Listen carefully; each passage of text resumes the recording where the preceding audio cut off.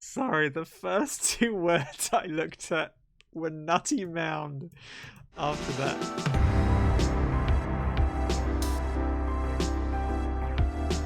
Alright, cool. We've done all the admin for the stream.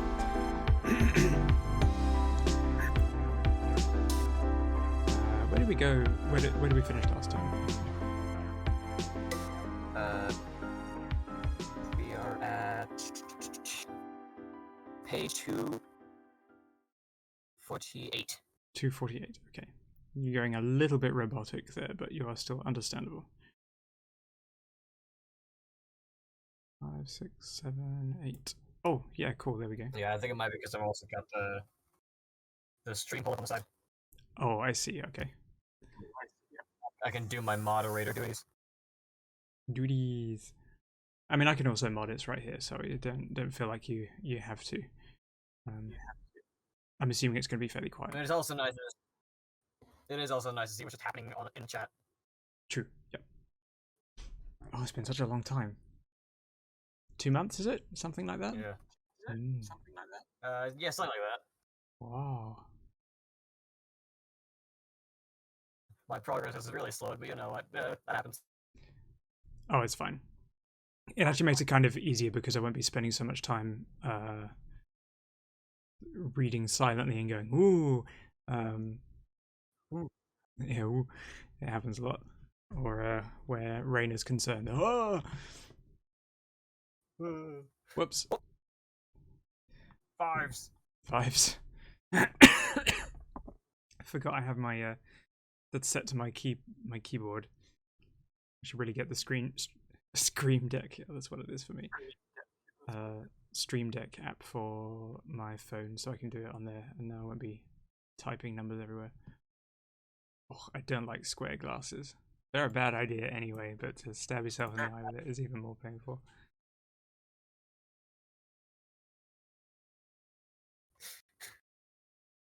Well, no, they're specifically referring to like having like liquor glasses. Oh, they're as in like cups. Okay, I see. I'd slide it back into the end. Oh, ammo. Oh. Having been through the edits of my Remnant's Hope recently, it found some very embarrassing repeat words and spelling mistakes. And thankfully... And I just wrote that yesterday. Oh well. Thankfully they'll all be lost to time soon because they'll be edited away and hopefully none will survive. Yeah. I just wrote that yesterday. Given Ide's propensity to inject substances and also destroy things, shoots up could mean many different things in this circumstance. But I know it's like moving up from his position quickly.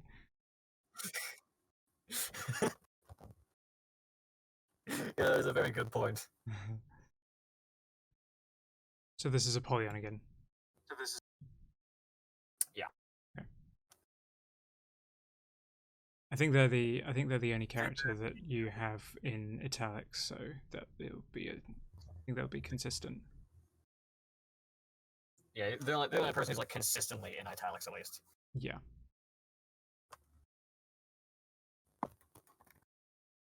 Oh yay, Binturong. And you said you were going to put one in. Yeah. Excellent. God, it was so low. Hey, that's yeah. We're going through Narem's second story. ghost of the tail stream. My what? That was during your second ghost of a tail stream. Oh yes, it was, wasn't it?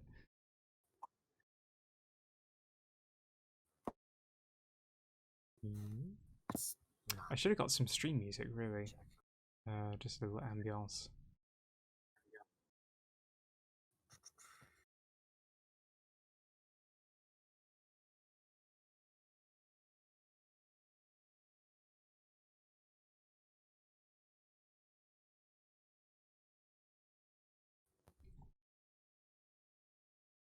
it's been such a long time. I may actually have to go back to the very beginning and just kind of read through it a chapter or two. We can do some sort of introductory re-editing, because normally after this amount of time you'd go through a second pass of edits anyway.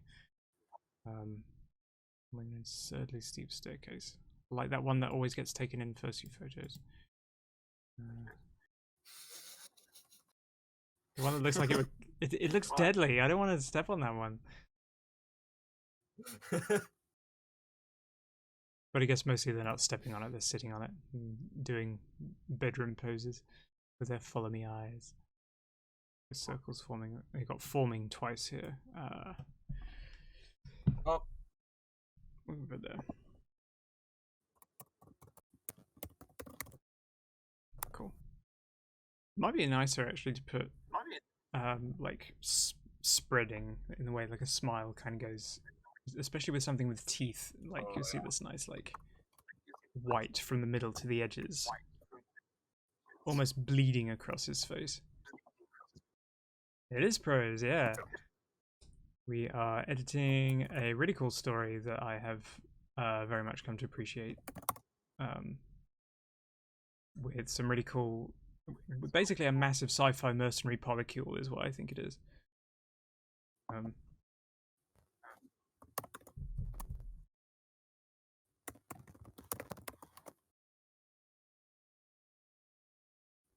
Wait, I don't need to type in chat. Look, I am. Yee. If they can even hear me.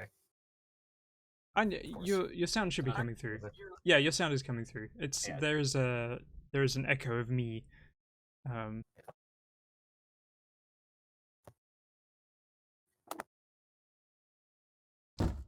What? Hey. Ooh. Thank you, Zavri. Sorry. Zavri. Lauren. Zavri Lauren. Zavri Lauren. Cool. I am rather tired today. Zavri Lauren. That's a cool name. I like that one. How does it sound? That sounds pretty good. Sound better, Al? You are still somewhat robotic, but I don't think there's a I don't think there's an echo anymore, from what I can tell. Yeah, I'm using some Bluetooth earbuds that I have run around. Okay. Yeah, less echo is mainly the thing I was trying to get rid of. Yeah, that's fair. It's odd trying to be speech jammed. It's amusing but kind of disorientating. I have problems enough focusing with ADHD. There's two of me who have half the focus. I would probably say throw instead of slam, because throw indicates like you're hitting something, and if he's just throwing them out, then it's like they're not actually hitting. If it was like a wall either side, you could slam them out. But he's definitely like casting them out as if to like whoosh, this is my super cool spell. Oh, well, I should have read the end of the sentence, shouldn't I? They make contact with the player on two barriers. I was immediately like, hey, wait a minute. Yeah, good job.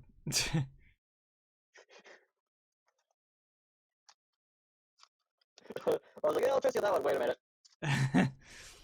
This happens a lot. Ooh, he got hurt. Apollyon hasn't been hurt for a while. I don't think I've actually seen him get hurt yet. Oh, wait, hold on. That's an oops. Oh yeah, good job. Yeah. So he's not really putting a lot of effort into this, I guess. If he's talking this much, then he's not really in like it's not dire straits. He's not condensing anything. Nah. Okay. The difference in pace is kind of he's moving very quickly, or at least has a very focused flow. I does in a very kind of contradictory way. I just want to make sure that it is actually like a consistent pace as the eye reads it. So cool. Does he actually stumble, or does he just get too close to this? Does he just moves? Does he just kind of get too overconfident? Yeah, I'd say it's much more like kind of getting overconfident and getting close to the edge. Okay. Let's do the circle.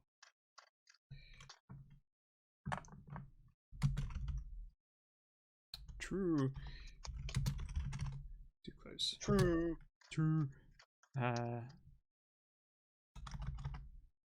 Soldier. Rams with the shield.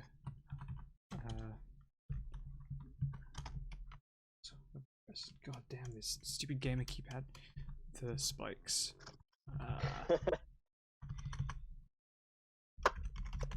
Pierce.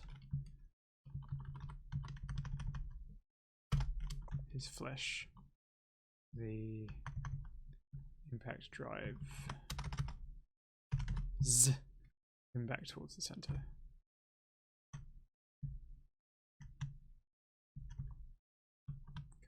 Come on. Poor-eyed. Just starting to feel better. Sputters indignantly. Before turning on his heel and thrusting a palm outward, flattening the spike shields into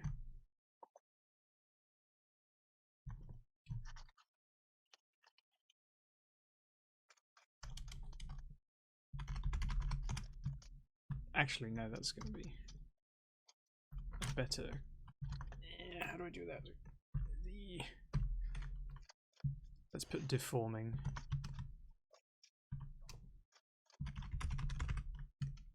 Into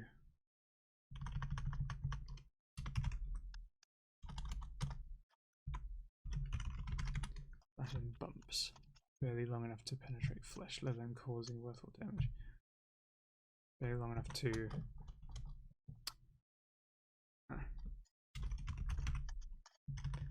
clothing, let alone cause worthwhile damage.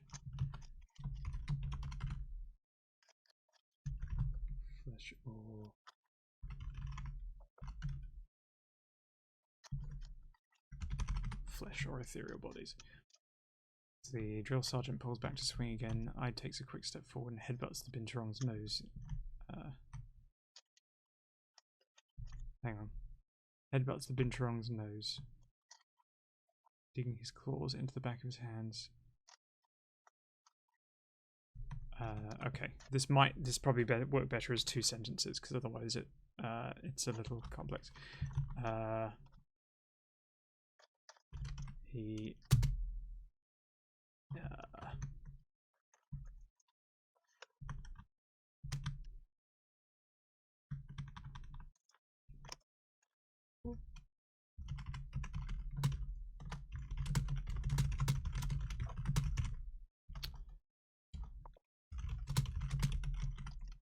tearing the flesh and ripping the spectral swords. These are his nice bloody crescent ones, aren't they?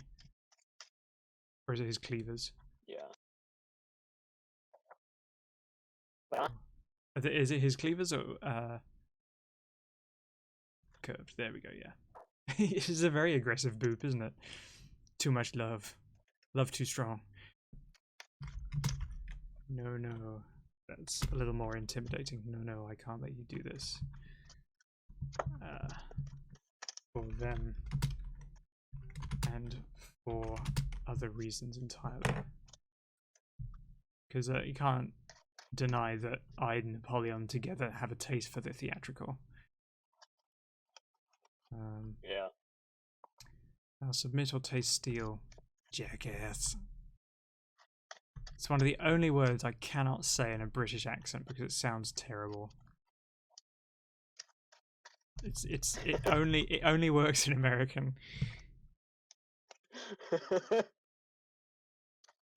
Yeah, I suppose it's fair. Yeah, because otherwise it's this is when the Jackass program first came to the UK. Everyone's tried calling it Jackass. I'm like, no, stop it. It's not a good show anyway, and you're making it even more unbearable just to exist.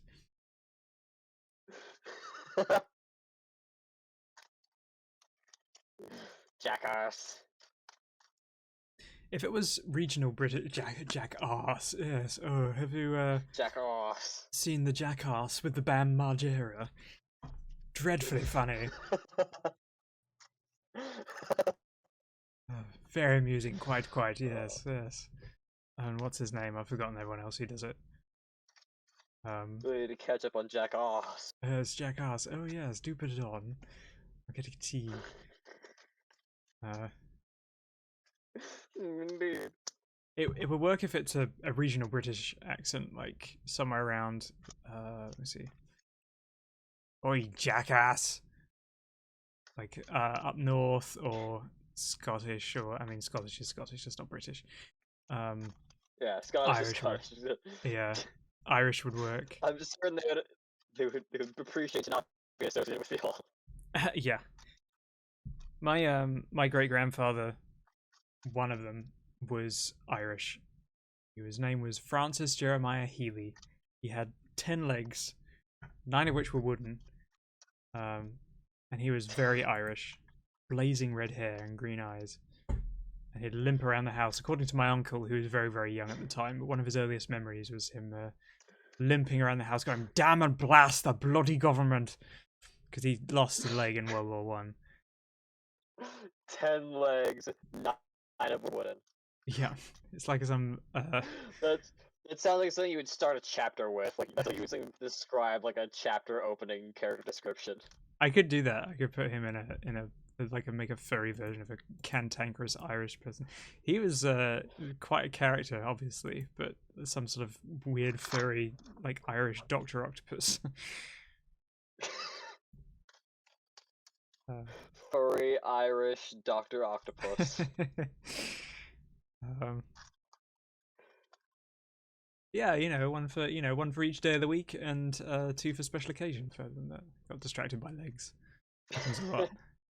Yeah, distracted by legs. You can try and negotiate with me. Right. Yeah, I mean there are several characters in here who have...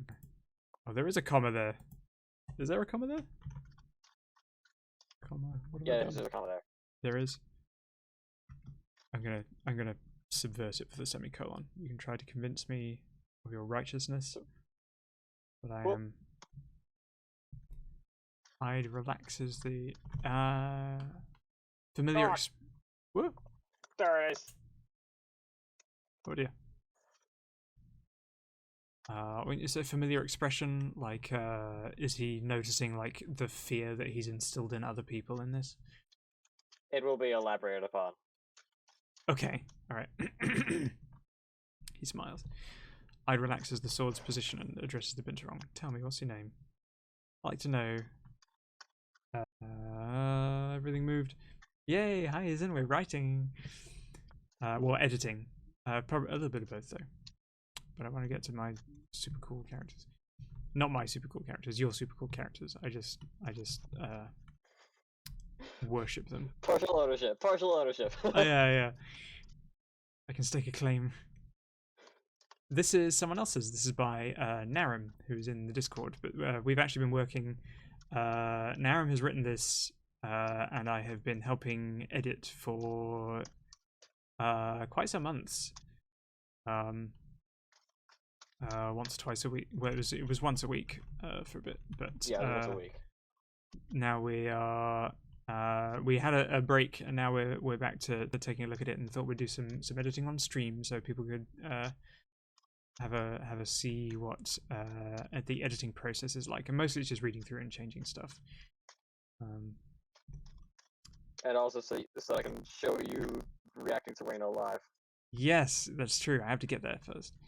He steps back, dropping curved sword at his feet, taking a few steps back. I know that you truly believe that you're doing the right thing, but fleshing out Prioda's central sustaining force is a...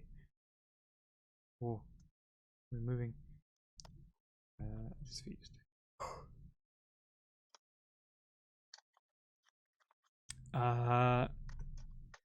So he was in front of the Binturong, was he? He wasn't. I thought it was behind him. No, he was behind. He was. Okay, he backs away. He was behind, holding the curved swords like inward. Right. So when he drops them, is he dropping them in front of the Binturong or in front of himself? He's at his His own own feet. side of Voidsong. We got landed. Sorry, it cut out. So And landed. in front of Landon. Okay.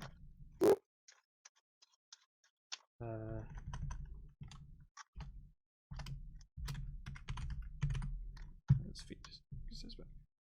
I know that you truly believe you're doing the right thing, but flushing out Prior's central sustaining force is a horrible waste of time and life. Turns away from Landon, holding his hands behind his back. There are better things you could be spending your time on. Like what?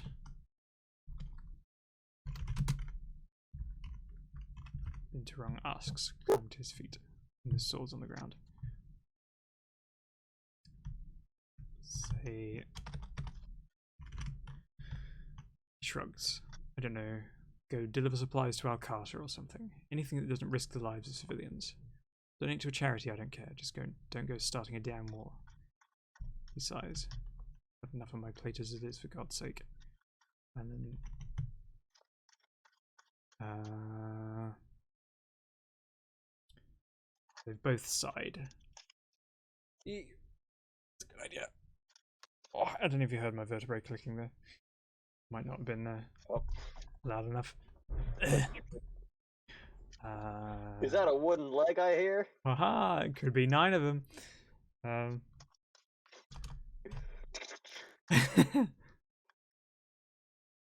Minigun made of wooden legs. Let's do something other than sigh. Landon. Is that a gruff? I can't have a gruff huff. A Gruff huff. coarse huff. As much as I like to accept.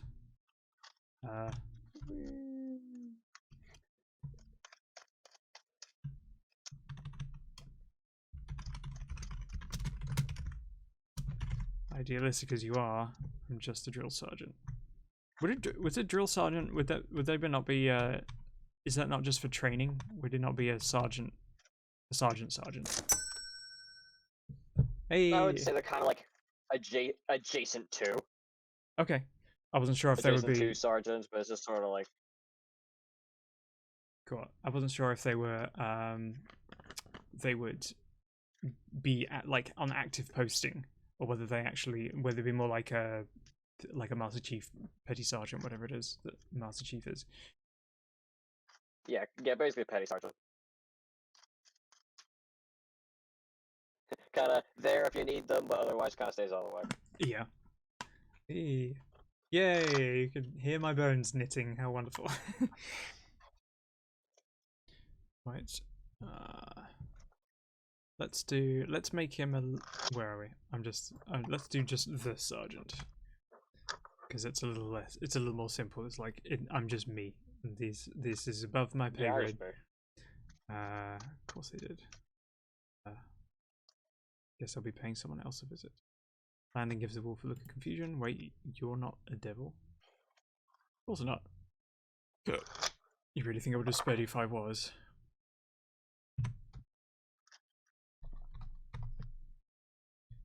He shrugs and walks away, advancing towards Ashen's temple. The shield wall parts. The wielders looking about in perplexion. Eyed smiles and motions for Landon to follow. Fractured shell covering the plaza disappears and recruits begin to rush away, checking for what shook the city. Hi Theru, thank you. Oh yeah, you gave me something to eat. I hope it's still there. I haven't plugged my leap motion in because it's tended to give me very strange physical abilities. Well, that's one hand. The other one is gone. No! I lost it. Wait, hold your hand up. Oh. Wait, hold on. Let me see if this works. Ah! Yay! This will be... We shall eat this in honor of Siru. Nom nom. I actually have real cookies that I was going to eat in the stream yesterday and I completely forgot. I got too busy with Tunic. I actually have my hand here. Whoop! 3-3. I've given away the cue as to what makes my... sandwich! Thank you. I have another one now. I'm very full. After a moment of hesitation, it was a big giant robot crab. It was scary. I didn't like it. Yeah, it was. It was. I saw the name Siege Engine, and I was like, "Oh no!" Yeah, I mean, first we had the Guardian, which was, enough of the thing, and then that giant freaking crab spider brick. I didn't like it. Anyway, I need The to. name didn't help either. No, it didn't. It did not fill me with confidence. Okay.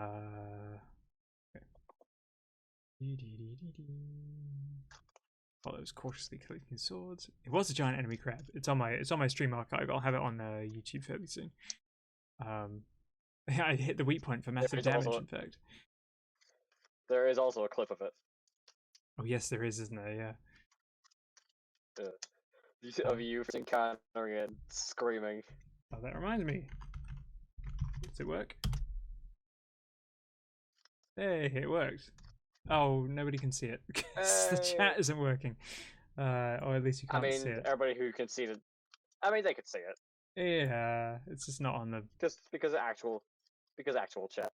Yeah, it was so stupid. It was working this morning. I've done something wrong. A few seconds more, and he might have locked my head off, possibly. You know what? He might not have, but that's not the point. You took a risk and it paid off. I'm sensing an accent. Thank you, sir. The pair crest the steps of Asheron's temple. Ide is pushing the temple's large doors open, his coat several thin holes, like closed. The doors open. That needs to be a new sentence, because otherwise it looks like it's related to the door being open. It's kind of confusing to follow. Oh yeah, that's fair. His coat, several thin holes, like... Why will you not let me cut? Oh, because it refused to highlight it, that's why. Because Google Docs is the oppressor. Janky. Bobby is draped over his arm. Several thin holes, like closed eyes, are now present on its. Akin to barely closed eyes are now present on its back. You know, there aren't any confessors present. I'm well aware, but I still intend to pay my respects. Is this Ide? Yep. Okay. Let's indicate that because he's just been talking to Mia.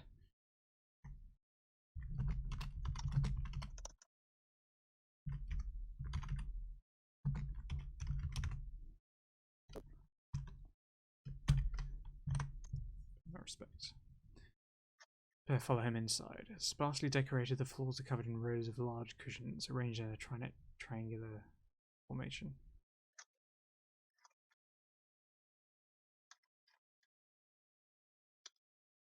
Rows of large cushions arranged in a.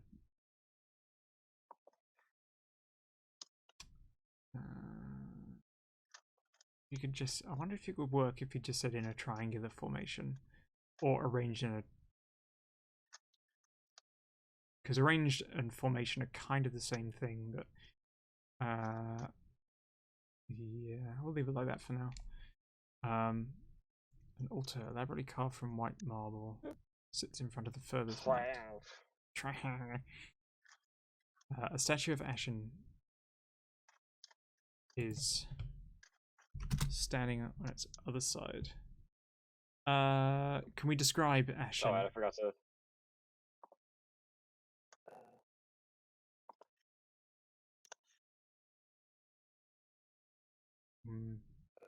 I see. There was a description of her like a chapter ago.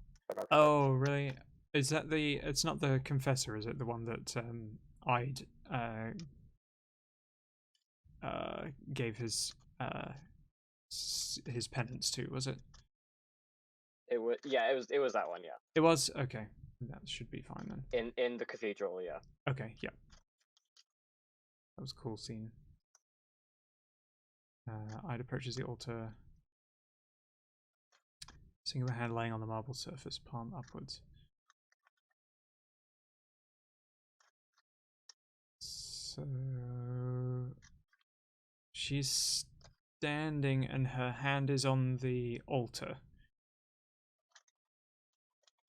Yeah. Okay. How tall is the statue? Or is she like the altar effectively?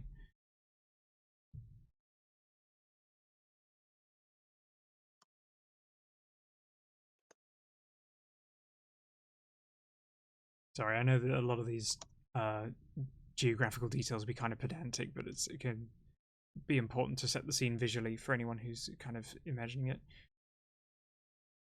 And I kind of view these as like, as a reader with ADHD, trying to make sure that I'm clear with where everything is. Because if I can understand it, then a lot of other people can understand it. I often need things that are very, like, basically laid out. Because I'm terrible at reading, actually. Despite how much I love writing, I'm awful at reading. As you can tell by not making it to the end of the sentence before asking a question.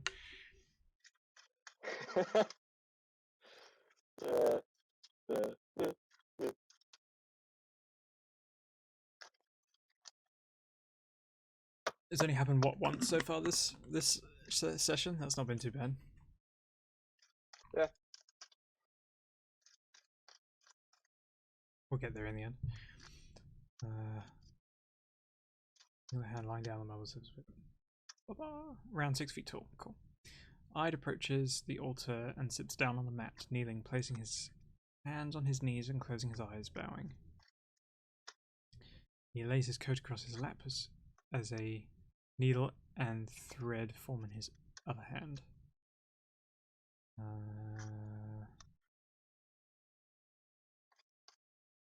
Begins to seal the holes in his jacket, uttering prayers as he does so, punctuating the end of his sentences with swift tugs on the thread. Landon and Mia stand at the entrance watching the wolf. Bit odd, isn't he? Mia mutters, more to himself than the sergeant. Certainly is. Could have killed us all, probably in an instant, yet here we are, mostly unscathed, and there he is, just praying. You think he's faking it? No, take a look at his shoulders. Landon responds, tapping on his own shoulder blade. Mia glances over and catches sight of the wolf's shoulders seen beneath the straps of his tank top. Tank top's a good fashion, we liked it. Scars. A lot of them. Even from what little of his back could be seen. Okay, yeah, definitely not faking it. And of all the gods that one could fake the worship of, Ashen is most certainly the least. Get out the most. Is certainly the least likely. Ide sighs and stand to his feet. Needle and thread.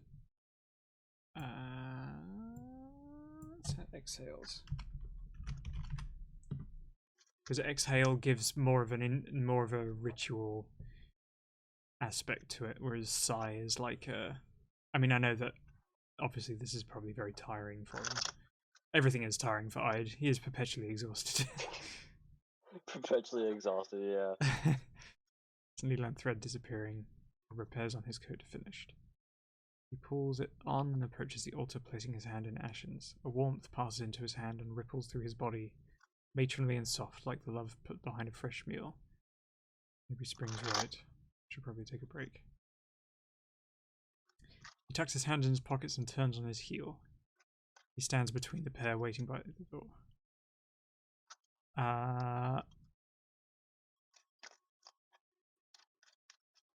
He has to walk to them first.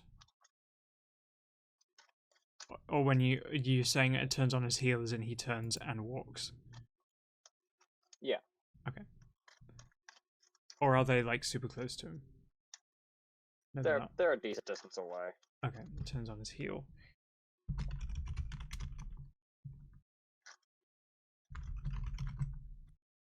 Approaching them both. He stops between the pair, waiting by the door. He looks to Landon. Stops. Yes. Ceasing action. Yes, we like that. Do you know? No. chain of command. Let's be more blunt, because sometimes dialogue omits the beginning of sentences where there would be accidental snake rider. Yeah. Gotta watch for them accidental snakes. Of course it is. Can't have anything just be cut and dry, can we? Of course it isn't, because he's a green. Well, anyways, don't go starting any wars while I'm gone. Not like you're getting any closer, anyways. Realda's not even your biggest threat. What?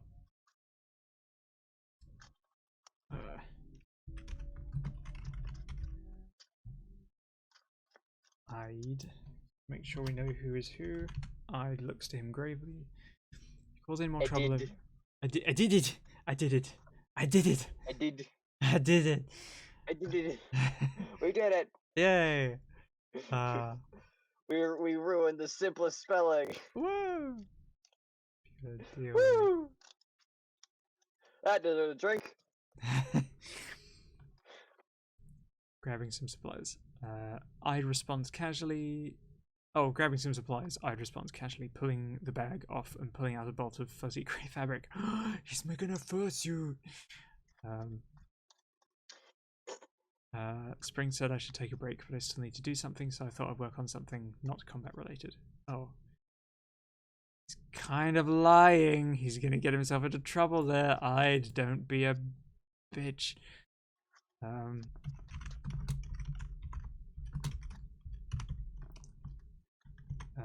Yet firm lilt. Oh, for goodness sake. Frim. Yeah, I did it again. Frim. And I got double period. Stop asking questions. It's still there. Why is it still there? God damn you. I pressed it too early. So, whatever. It's fixed. No, it's not. It's nothing there now. No dot. What do you mean? There's no dot. There's a dot now.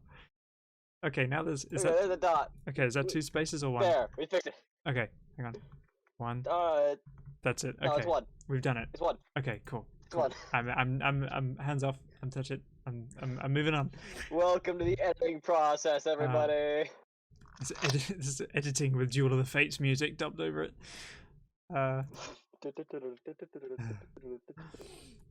Fine. She turns away. Well, I've got to go finish my work. Have fun with whatever it is you're going to be doing. I chuckles.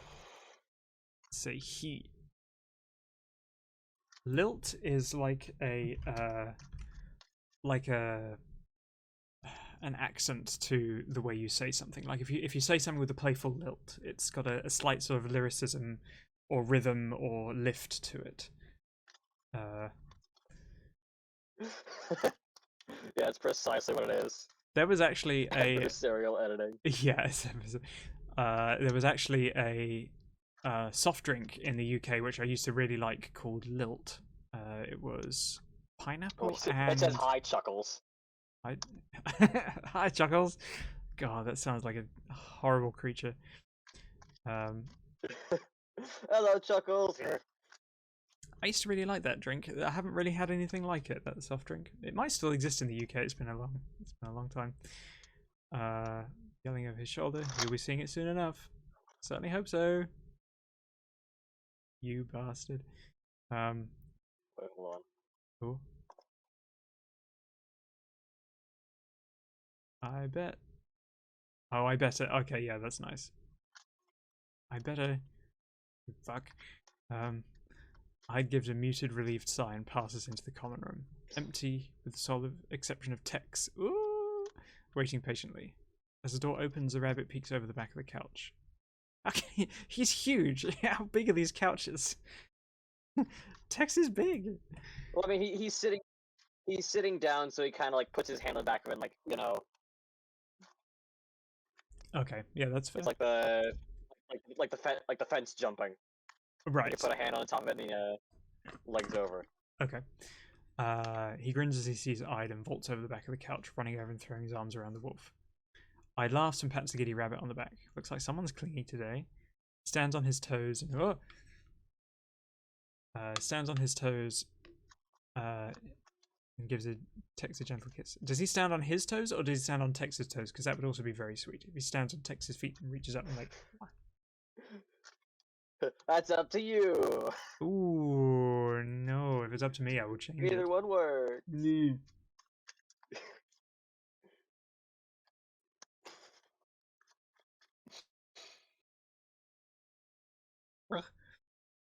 I am thirsty.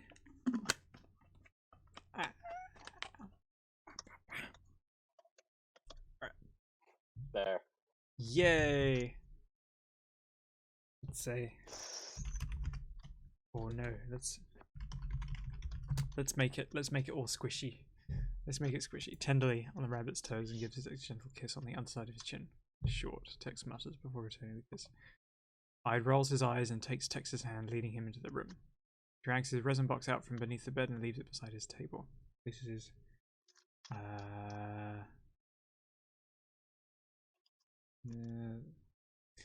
let's see if we can vary some of the sentence structure in this, because it's very rhythmic succession.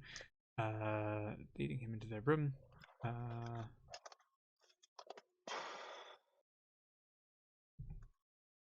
Table.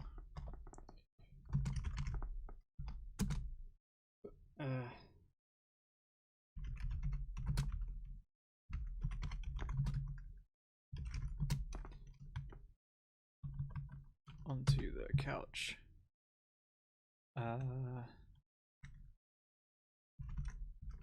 Prompting Tex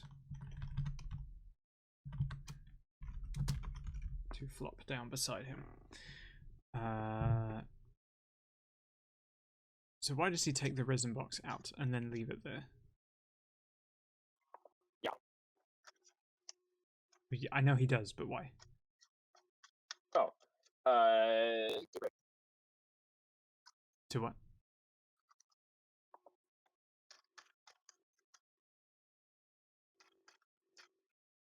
To work on it later. Stop trying to correct. Stop trying to correct text to text. God damn it.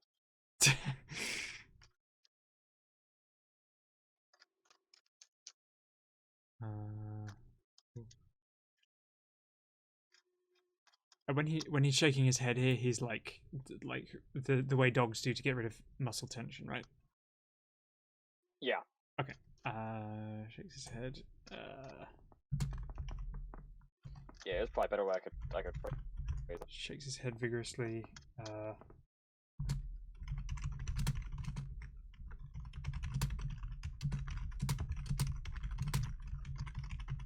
Carry it into his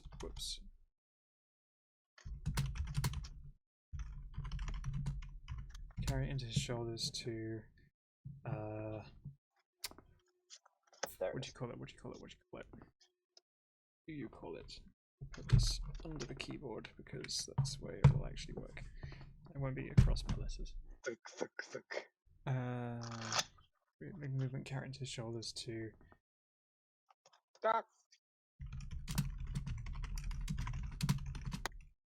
from his upper body. His ears.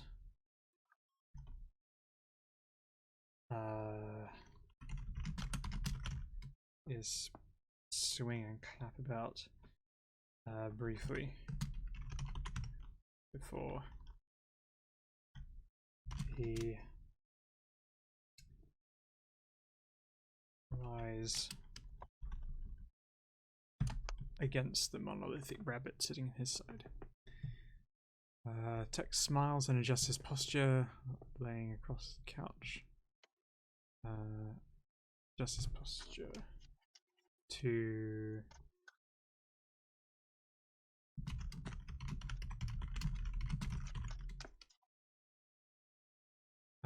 shifting Ide into his lap.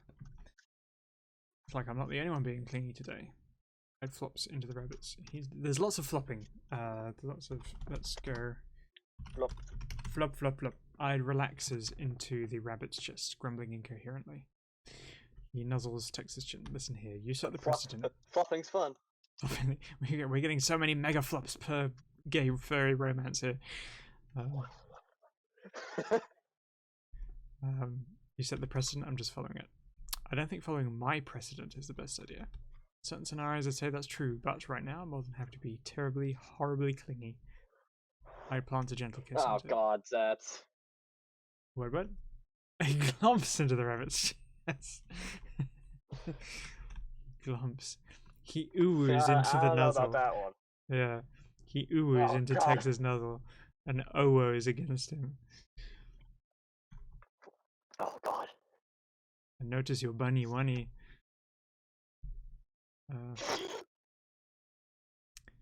In certain scenarios I'd say that's true, but right now I'm more than happy to be terribly, horribly clingy. Tex plants a gentle kiss. Was it a gentle kiss earlier? He did. It was a gentle kiss. A soft kiss we could do this time. That's fair. Ed smiles and sidles up close to Tex's face. Yeah, I love you. Tex smiles. I love you too, babe. He winds his arms down. No, he doesn't. He winds his arms around Ide's waist, pulls the wolf's head closer, and locks lips with him. Ide pulls away with a delighted giggle and sits up. Is this going to get too raunchy for stream? Pulling Tex upright with him. The massive rabbit leans on Ide's shoulder as the wolf begins to sift through the shopping bag's contents. Nah. Taking them out and laying them on the table. A few rolls of fabric, lengths of faux fur. It is a fursuit. Bundles of thread, black and white. A large bag of cotton stuffing. He drags his resin box over and pops it open, laying it at his feet. Placing inside new bottles and jars of resin work materials. Ide stares at the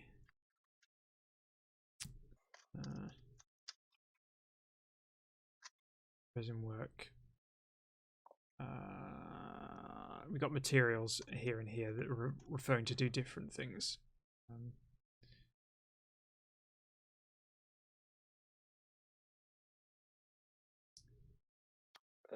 What can we change? Part of me wants to put ingredients, but that's not really what it is. Ooh. There's at the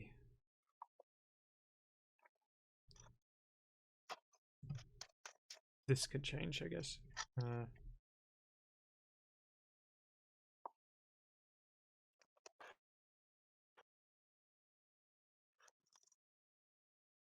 Fabric. Yeah. Placing a finger on his chin. What are you planning on making? Not entirely sure yet, but I think I have an idea. What would that be? Something I used to do in my spare time.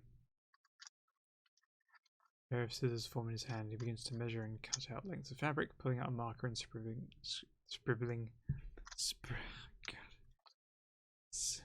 He's sorry, I'm gonna have to change it now because I've said it. He's scribbling lines. Scribbling. 7 lengths. What? Wait, are you? Maybe. Who's it for? Wouldn't you like to know? I would actually. That's exactly why I asked. Well, you don't get to until it's done. Aw.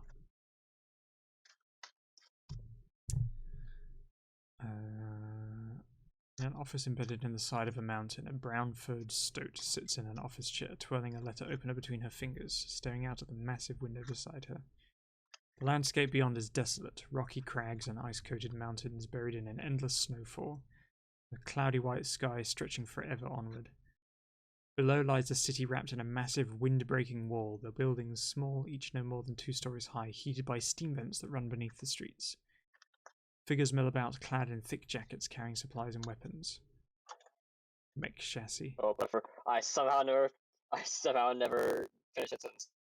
It's I tell you, it's so weird because I read that, and the first time I looked at that, I thought it said much chassis, like Doge meme, like much chassis, many wow. Oh god, much chassis. Many wow, good snow. I'm not above that. Yeah, That could happen. Is this the plural of chassis? Yeah. How interesting. It's never a word I've had to pluralize before. Stoat turns in her chair and faces her desk, placing the letter opener in a drawer. The desk lies empty. Excuse me. Day's paperwork being prepared for her review. A nameplate rests near the front. Sophia Forenza. The office's double doors open. A stag, flanked by a pair of masked guards, enter, and they quickly approach the desk. The stag is flexing his fingers anxiously, a tablet held in his other hand. He stands before the desk, giving a brusque, clumsy bow before straightening up and holding the tablet close to his chest. Good evening, Ms. Forenza, he says, fingers rapping against the tablet's back. She nods. It's quite the abrupt visit. What's happened? He sighs. Our interference has caused some more issues. Regarding? Aureus. Stoat sighs. Mind you, the brain jack is still fully functional. That's not the issue. Stag clarifies. Then what is? Probably see for yourself.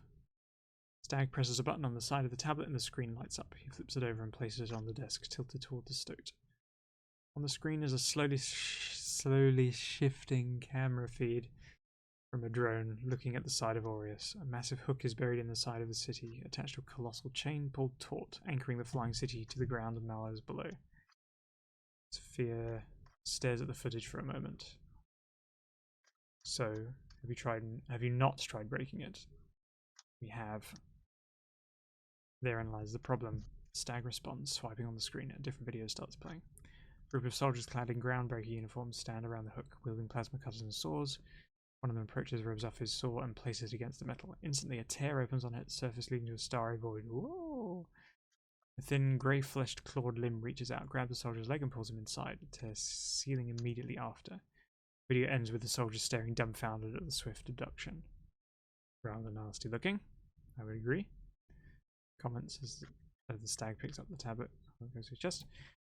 Yes, and unfortunately we haven't found any way to remove it. Any contact made with it causes that thing to grab them. We believe this to be caused by the thorn on our side. I'm not sure who else it could be. Need more drink. My mouth is drying. Where is it? Sorry, I knocked it over.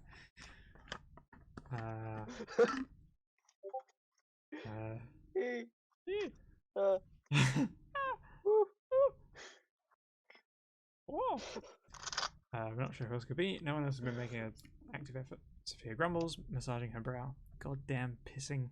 I know, right? Dismissed all of you.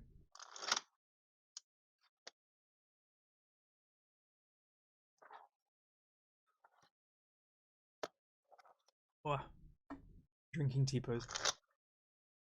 Sophia Stag nods and turns around as the guards following in step with him as he leaves. The instant before the doors to the office close, a thin red-scaled dragon squeezes through carrying a bunch of folders. He quickly approaches the heap of papers on the Stoat's desk, fixing his glasses with the other hand. Ah, nerdy dragon! We like this. Data report. Correct. Anything particularly important I should know? Viral payload demons have proven to be very unruly and have been deemed unsuitable for the task at hand. Due to the Due to the effects of their associated kill agent, they are unable to follow orders and have been noted to attack allied forces, including their own counterparts. There's some effort gone down the drain. He opens one of the folders, shifting over the contents. Not entirely. They are still viable, but only with simpler payloads. Basic viral agents. Development has already begun on making more viable payloads.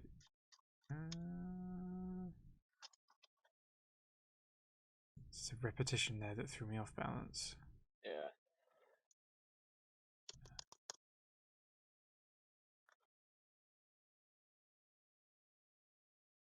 Oh wait. Why'd you do this? My face isn't that far away. I hate it when it does that. Cut this out. Boingy boingy. That should work better. Uh-oh. Oh jeez. What? Really far. Yeah, I know. I don't know why. I just saw it in the stream. I can't even move that far back. It's something to do with the diffraction from the water bottle, I think, that makes it look like I go like this. But I don't. Anyway. Okay, development has already begun on making more viable payloads, and there are apparent plans for, I believe it said, explosive decomposition. Time to get a rush on that. Understood. Anything else? No, man. Oh dear.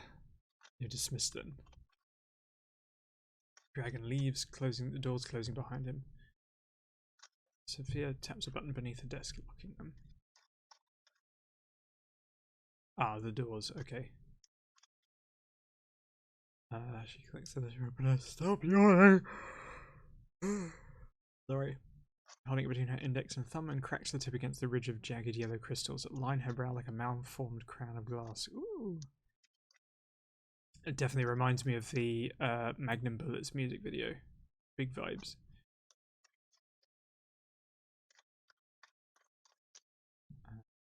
Hear all that? Crystals glow dimly as a voice akin to the jingle of coins pokes into her mind. Yes, I heard. Oh, she's got one too. No comments. No. You know, you could at least try to make conversation instead of doing whatever the hell it is you do up there. Is usable a decent sub-survival? Maybe. I guess it's taking the. It was more the payload, more the word payload that was Yeah. throwing things off. Yeah. And this flows better just having a little bit less, because it already gives the air of what you need to convey.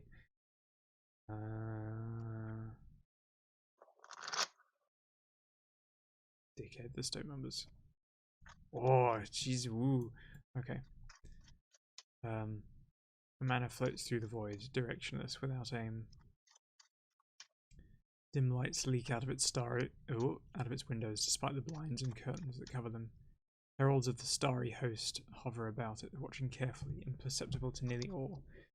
Groups of stars, souls, float through the void, flashing intermittently, a quiet veil of susurrant whispers, filling the mostly empty space. Mana's front double doors, intricately hewn with images of constellations, swing open. An odd oblong star, far brighter than the rest, floats into the doorway. Shimmering threads slip from it, forming into a humanoid shell. In a flash, Apollyon appears, occupying the shell, the doors slamming shut behind him. A half circle of 5 corkboard rests in the centre of the lobby, a group of tables scattered before them, piled high with books and papers.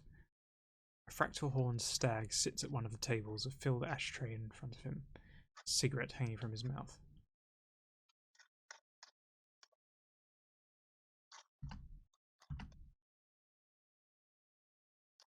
Hello, Sin, Apollyon says, crossing towards one of the corkboards. How's progress? The devil responds, smoke leaking from his mouth as he speaks. Stop making me angry face. I'm not angry, I'm reading.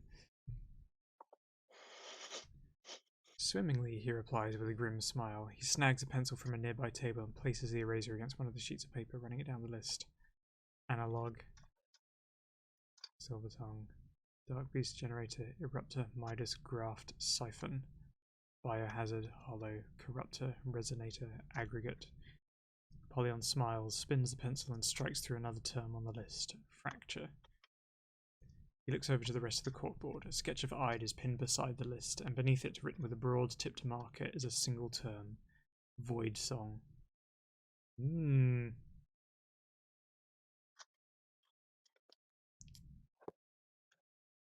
who this was, and I know who this was.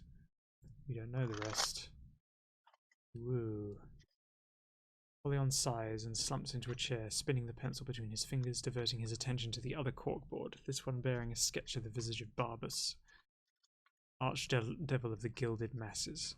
A pile of coins stacked into the vague form of a humanoid upper body, gems where its eyes should be. The board is adorned with lists of names, scattered notes, and scraps of paper with unintelligible writing.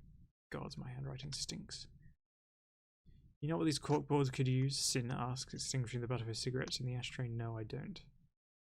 We could really use some more tacks and red strings, really get that whole convoluted conspiracy vibe going, you know, more than this room already has. Apollyon rolls his eyes. Thank you for the input, Sin. Always willing to help. You two look like a pair of crackpots, you know that? A vulture enters the lobby, a glass stein clutched in her left hand. Her other arm is missing, cleanly severed at the shoulder, the wound still open, her flesh resembling cracked clay. The space where muscle and bone would be exposed is empty, the other side of her body visible through the absent limbs hole. Yes, I'm well aware, Apollyon says, turning in his chair to face the void. My ability to speak is diminishing. Mora. Haven't been here in a while, she replies. It would be nice to have had some help getting Airy acclimated. So that's another one that I have struggled with in American, because in English it's acclimatized. In the same way that oriented in the US is orientated in the UK. So I still have a problem with saying acclimated in my head because it's acclimatized to me. He's been complaining about not having hands. Yeah, I'd imagine so. She'd probably figure it out one way or another. Not much I can do. Airy. Well, even if she doesn't, Jackass has been helping her out. Jackass? The Silver Tongue, Apollyon clarifies. Ida and I never cared to actually remember his name, so now we just call him Jackass. Fortunately, he can't talk, so we can call him that all he wants, and there ain't nothing he can do about it. The black-furred rabbit emerges from the doorway behind Mora, a gaping hole in the centre of his throat. He stares at the raven, brow furrowed. Don't, Mora says, pushing the rabbit back through the doorway. He gestures behind himself. Airy rounds the corner, wrist stumps tucked into the pockets of her sweatshirt. The pocket's blue fabric is darkened and damp, tinged deep red. Oh, she nods to the fox. Afternoon, Airy. You can tell the time in here? Not really, but our dear old warden over there tends to show up in the afternoon, Mora responds, gesturing towards Apollyon with her thumb. Airy peeks through the doorway, catching sight of the raven. She raises an eyebrow. That's him? That's the one that's keeping us here? Jackass nods. He doesn't look so. Don't even try it, Mora says, slapping Airy in the chest. You try and make a move against him, and it's a problem for all of us. Besides, in case you haven't noticed, none of us have our magic. Not that you could use yours anyways. She finishes, gesturing to Airy's hands, or lack thereof. Just go talk to him. Airy sighs and enters the lobby, approaching the raven slowly. She takes her wrist from her pockets, her blood dripping into the carpet. Apollyon smiles and stands up from his chair. He just stands from his chair.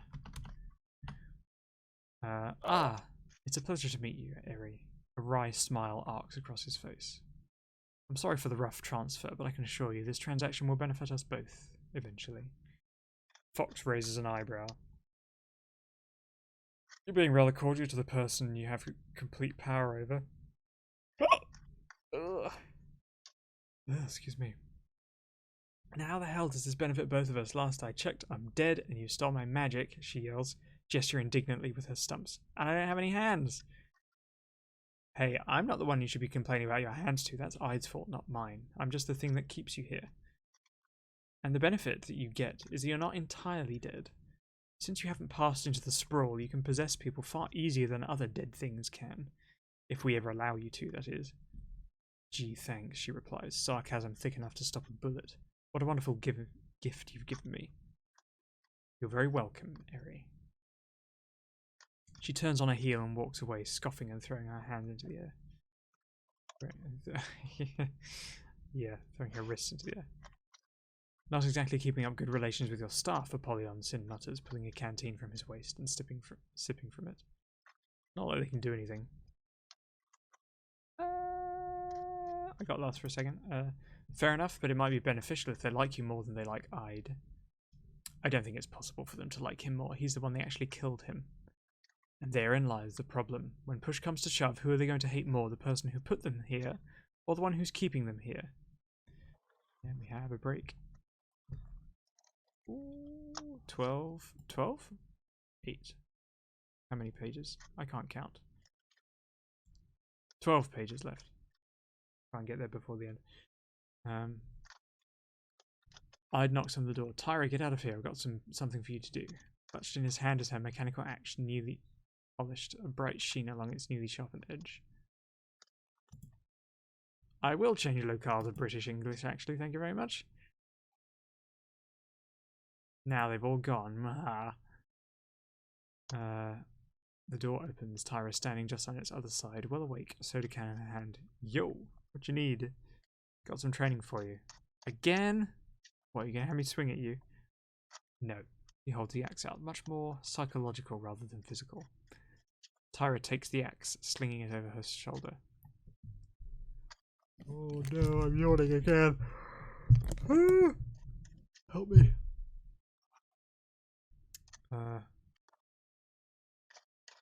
Ide turns and leads the jackal away. Come on, you'll know soon enough. She follows after him, finishing her soda and tossing it into the recycle bin. He leads her to the empty sector, stopping in front of Hayes' cell. Hey, Hayes! Sorry, I had to say. Did she say it like that? Hey. Borderline. He's not a valley girl. He could be. You haven't had auditions for him yet. The dragon looks up. In his... No yawning. Only pangolin noises. Okay. The dragon looks up. In his cell's dim light, faint cracks and scratches are visible on his scales. His fingers twitch, fear in his eyes, the indignant fury he held on arrival, replaced by a deep dread. I can be squeaky as the duck. Was a duck? That is the squeaky thing, right? I can be.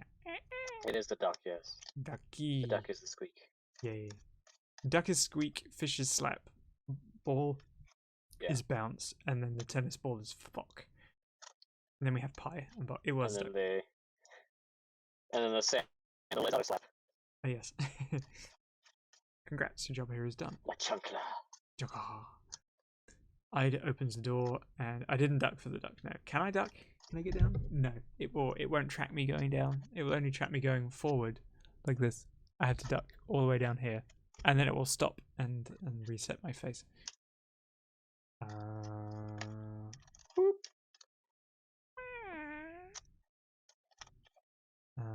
Tosses him over his shoulder. Moves deeper into the empty sector. Tyra pauses at the cell's entrance, staring at the now overturned covers on the bed. She rejoins Ide as he slips into a newly constructed room near the end of the refurbished hall. She sees the interior of the door as it swings open, coated in dark acoustic paneling. She shudders. She steps inside as Ide straps the parchment-tinted dragon into a chair. Parchment-tinted? For some reason I thought... Oh, the other dragon was red. Okay. So many dragons, my. 4 drains are embedded in the steel floor, equally spaced, bearing the shine of a recent, very deep cleaning. The room's light emits a quiet, offsetting buzz, occasionally flickering. Rolling table topped in sharp instruments lie next to the chair. Several bottles of sterilizing agent lined up on the bottom shelf. Close the door, he says sharply, tightening a strap around the dragon's wrist and locking it into place. Lara nods and pulls the door shut. As it clicks into place, the room becomes deathly silent. The only sounds, the buzzing lights, the shuffling of cloth, and the unconscious dragon's ragged, unsteady breathing. Ide nods to the jackal as he finishes up, fixing the unconscious warmonger to the chair. Tyra. Yes. This is the most vital test I can give you. She eyes the table. I don't think I can... No, not that. Definitely not that. Never that. Ide says, snatching a scalpel and bottle from the table. Unless you suddenly get a sadistic streak or you tend to study the intricacies of an individual's biology, I don't ever want to see you touching this shit. He sprays the scalpel down and slowly wipes the solution away, glancing at Hayes as he does so. Although, it seems that Bray didn't need to use them much either. I guess being spineless can be beneficial to an extent. So how am I involved in this? Simple. I gave you that axe for a very specific reason. We've gotten everything we can out of Hayes. I'm about to wake him up. When I do... He pauses, placing the cloth on the table and marring the tiny blade's edge. You want me to... I want you to kill him. What? Tyra's breath catches in her throat to grip on the axe tightening. When I wake him up, I want you to look him in the eyes and end his life. I don't know if I can. You will. Ide snaps, taking a step towards Tyra. Hey, Shida, welcome. Hello, Shida. We are reading and editing fairy stories. There is much gay, there is much sci-fi, there is much, at the moment there is a little bit of body horror stuff. And yeah, if you ever intend to effect change in this world, this is not my story, this is Narem's story. It's me. Yeah, although I did do some editing of my story earlier today off stream, and I'm at like chapter 6, almost 7 of the last Resonance book. Oh, hell yeah. Yeah. Or the last in this continuity anyway, then there'll be a sci-fi one. Sometimes the only measure that can truly end their corruption is death. Found it's far easier to kill those who fight back. But most often the root is nothing but a puppeteer, playing lives while sitting on an ivory throne. And they'll cower, they'll beg for mercy, but you must give no quarter, because if you leave them be, they'll repeat the cycle. And they'll be sure to come for you, because now you're a known threat. Family, friends, none of them will be safe until you're dead, or they're dead. I am not willing to risk your safety, or the safety of the rest of our crew. Oh, that's a good one. Wow. Sitting on my robe, I can't stretch far enough. Ugh. Let me go. Let me go. I'm free. Yeah, that's easier. Oh.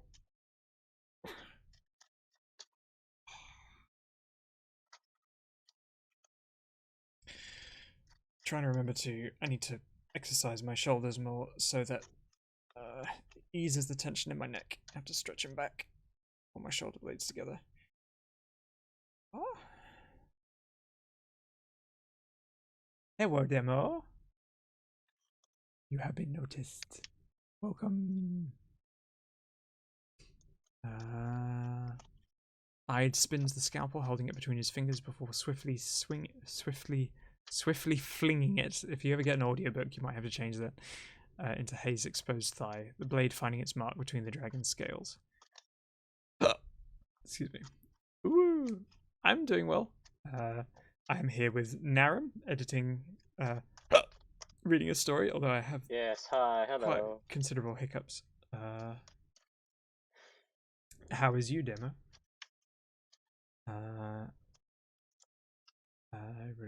Immediately the dragon shoots awake, releasing a pained shout. Cannot stand to see you harmed due to indecision. Swift flings. Yay! We're glad we're doing good. Either you kill Hayes or your equipment will be confiscated and you'll be unable to help. Hey, grocery shopping, yay! Competent adulting. He turns and leaves, closing the door and locking it. He listens as she paces on the other side. He sits against the wall, placing his hand on his snout, his brow furrowing. I'm sorry, he says quietly. I will not risk your safety. You've got a life to live. I don't want to end it. I don't want it to end by a mistake of kindness. Tyra stares at the door, hands trembling, the axe shaking in her grasp. Hayes is babbling behind her, too terrified to form anything coherent, pulling against the binds to no avail. A whimper, a frustrated shout, a sickening crunch. A knock on the door. Ide stands to his feet, calming his nerves. He unlocks the door and slowly pulls it open. Tyra stands on the other side, hands trembling, staring at the floor, forlorn. Her axe is on the floor beside Hayes' chair. The dragon's head has been split open. A few drops of blood are spattered across the jackal's face. A cloth forms in Ide's hand. He slowly reaches up and wipes the blood from her face. How do you do it? She asks, voice shaking. Which part? How do you tune this out? How do you kill so effortlessly? How do you forget? Ide sighs, wrapping her head in his arms. You don't. All you can do is find some way to drown it out. He takes her hand, leading her back to the common room. He sits down on the couch. After a moment's hesitation, she flops. More flopping. They are a massive polycule. Where's my keyboard? She sits heavily.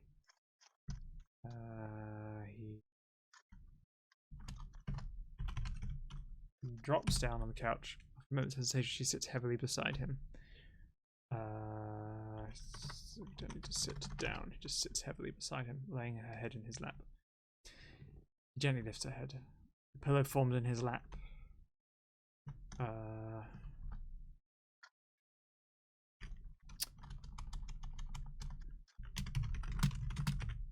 Across his legs, because we had his lap just a sentence ago.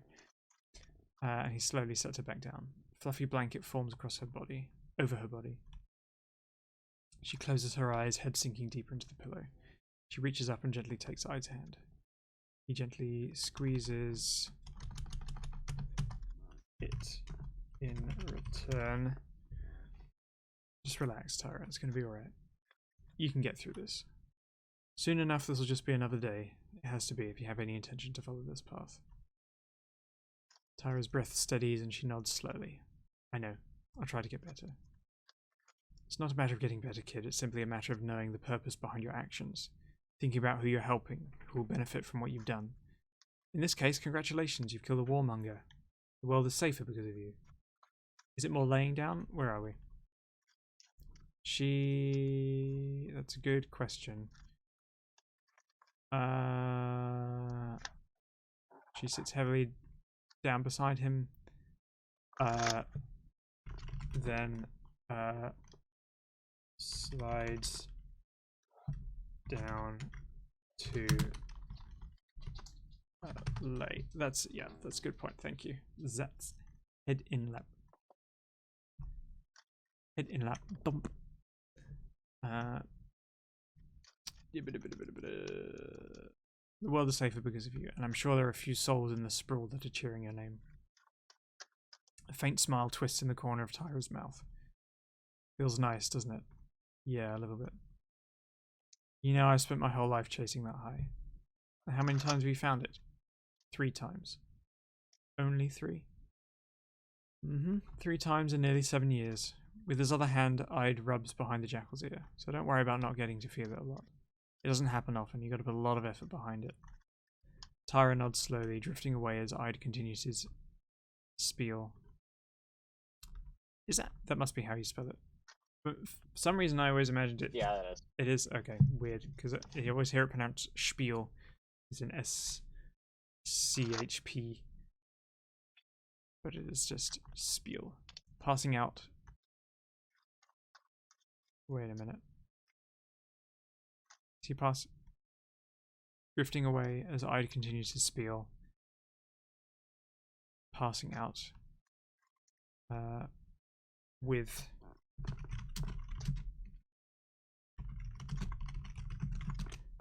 vague feeling of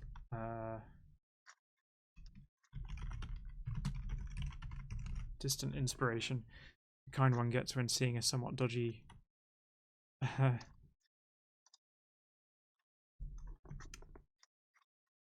inspirational poster. Let's say motivational poster.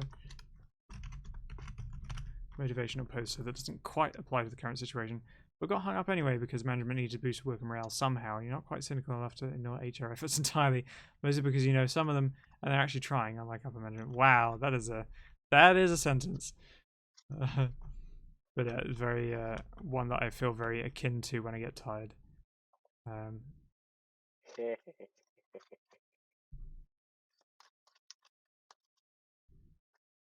Spiel is German, introducing English via Yiddish. Yeah, that makes sense. Okay, yeah, I can understand that a lot.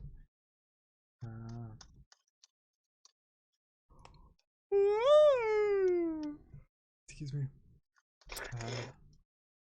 Ide smiles as her breath finally grows to a single, steady, unwavering rhythm.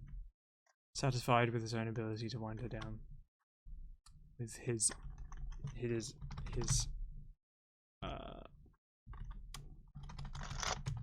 I would not say his own ability. That's kind of egotistical, and Ide is not really egotistical. The opportunity, the successful opportunity to wind her down. He snaps his fingers. He snaps his fingers and a plushie forms in his hands. Its appearance is remarkably similar to Miko. He gently slides it into the unconscious jackal's grasp, and she involuntarily hugs it, pulling it in close and resting her chin on its head. Glad you like it, kid, Ide mutters, continuing to rub behind her ear. Should probably clean up Haze. Nah, not like this room's going to be used again anytime soon. Wow. For someone so ritualistic, he really doesn't give a shit about them, does he? They're nasty people, I guess. Oh no. The door to Ide's room opens. Fuck them kids. Yeah. And text itself. You know why? Cause fuck them. Yeah. Can I do the middle fingers? Is it gonna let me? Give me my beans. I have one. That's the wrong one. Whoop. Nope. Oh, we did some swiveling. That's something. He has no idea where I am. Ah, Hey, an apple. Woo! Nom nom nom. I don't know who gave that to me. That didn't come up in the chat alerts. Whee! Can we though? Extra beans. 2 fingers. I think I have to angle it a little bit more. Nope. 1. Can you see? 2. You don't know what I'm doing, and maybe you don't want to do middle fingers. Oh, almost. Almost. Why does it have... There we go. Got one anyway. Anyway.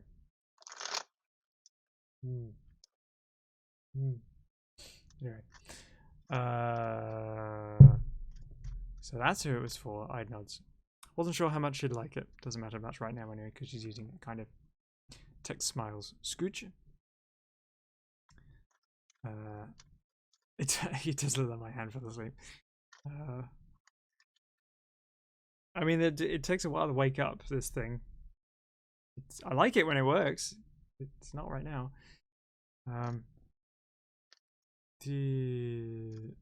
Would you believe me if I said you got lonely? No, if that was the case, you'd be bothering Raina. Ah, not you. Fair enough. Always bother Raina. Repeatedly bother Raina. So what happened? Yeah, don't worry about it. So he's so uncommunicative, this boy. Everyone loves him, but he doesn't say anything to anyone. It's over with, and that's all that matters. He takes the cap off the bottle and gives it a sip. Tex gives Ida a look, his flicking vision down. His vision flicking down to Tyra, faint red stain visible on her cheek. Alright, you're the boss, you know what you're doing. Good boy. Tex's fingers twitch, his heart skipping a bit. Hey, he says with an indignant whisper. What? Ida says with a smug smile. That's not fair. How so? I don't have anything to make you react like that. Careful, don't wake her up, Ida says, tapping Tex's nose. And that's not necessarily true, you just need to talk to Nyana to get some more ammo on me. Oh yeah, she does have a certain power over you, Tex says, taking a sip. Little sippy sip. Which is what I need. Damn, oh, it's over here. Don't knock it over again. No, I mean, thankfully the lid was on.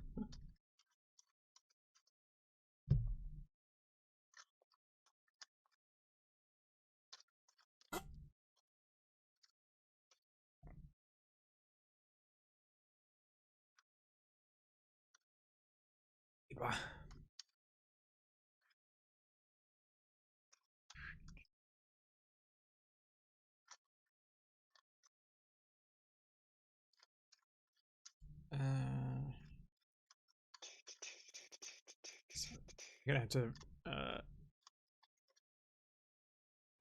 scroll forward a little bit because my elbow is in me. Yeah, let's take it that bad. Rude. Deeply amusing hearing that. That's what I hear from spewing from Fork's mouth, not yours. I spent a much greater span of time with him than you. He's a treat. He's not exactly the best. Yeah, he's a treat. He's my treat. I want him. I want to be him, and I want him.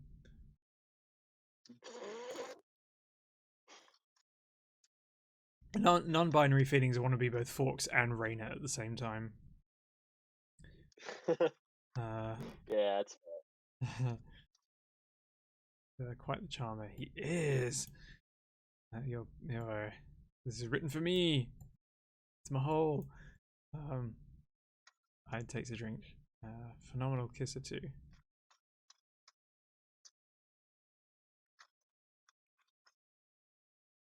That has to be on a new line because otherwise it looks like Ide is saying it and then he makes himself spit. Yeah, Raina, it's time. Oh bollocks! I didn't mean to do that. I was not paying attention. Yeah, Raina. I replaced everything with a 6. Raina sits cross-legged on a bench, head hanging limply backwards, eyes closed, smiling peacefully. Intricately patterned bandana of purple and gold hangs around her neck, concealing her necklace of scars. Sounds of the city are dimmed here, muffled by the rustling of trees and the spells inlaid in the park's borders. She drums her fingers against the back of the auburn-tinted bench, tapping out a gentle rhythm on the wood with her claws, each finger causing a quiet, illusory bell tone. She lets out a long breath and opens her eyes. Pretty nice day out, huh? She mutters, speaking to the folded spectacles balanced on the tip of her snout facing her.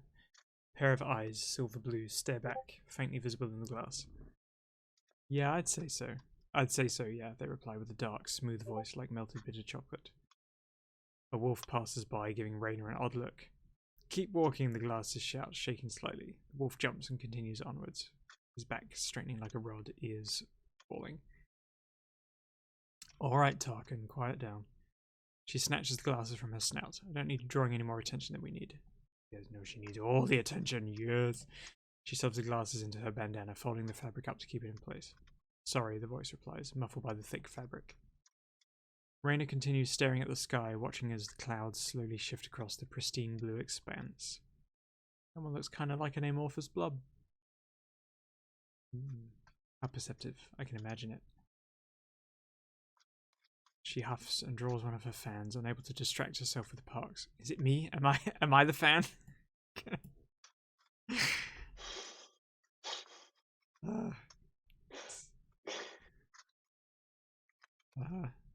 Yeah, he's gonna real quick sketch you out.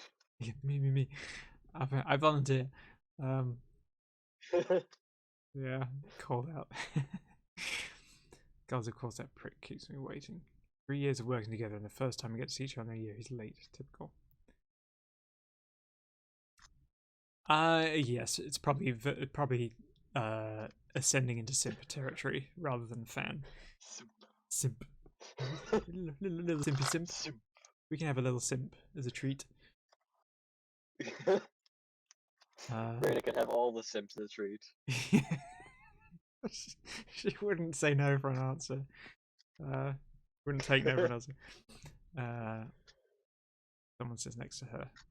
She raises an eyebrow and whispers into their mind, not looking at them. The black eye's flame still burns, and it's far better to freeze than to find comfort in it. Raina slouches forward, looking over to the individual sitting beside her, a kobold with dull yellow scales like dirty gold. Zoop! Jacket hangs over his shoulders, baggy shirt beneath. He smiles gently, looking at her expectantly. Hello, Kaya. Hi. She leans forward and kisses his forehead. You miss me? I'm so jealous right now.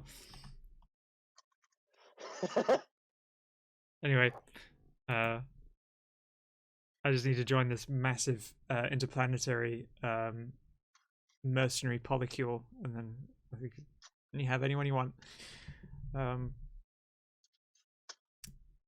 She stands up, pulling him to his feet. She begins to walk slowly, Kaya following behind, the pair strolling down a path shadowed by dense tree cover, holding hands. The pair approach the park's central plaza. A stage is being set up in the center. Banners strewn around, crews carefully setting up video screens. Any of yours around here? Few, yes, and they needed alterations. Already made. Kaya gestures to the stage. If things continue as we expect they should, the target will be heavily guarded, with the bulk of his personal security remaining out of sight beneath the stage. Our dear old misanthropic governor will be making his re-election speech in the middle of the stage, and there will be 2 guards posted on either end of the stage in like 3 sentences. Beneath the stage, middle of the stage. Okay. Page are we on? 274. Well, not much longer, if that's okay. Where am I here? They continue their walk. It's the noise I make when Raina is anywhere in the vicinity. You got a new operations manager? Yeah, I heard about him to severe nasty business. Fortunately, the transition was rather smooth, despite the former's abrupt departure and the latter's rather chaotic arrival. Fortunately, his reputation fits nicely.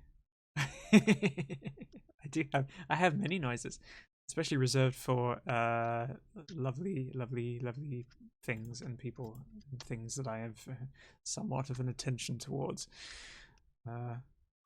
And hyena ladies. Hyena ladies and fox boys. Hyena ladies, fox boys, cybernetic magic, especially like cheeky, flirty, charming, dominant.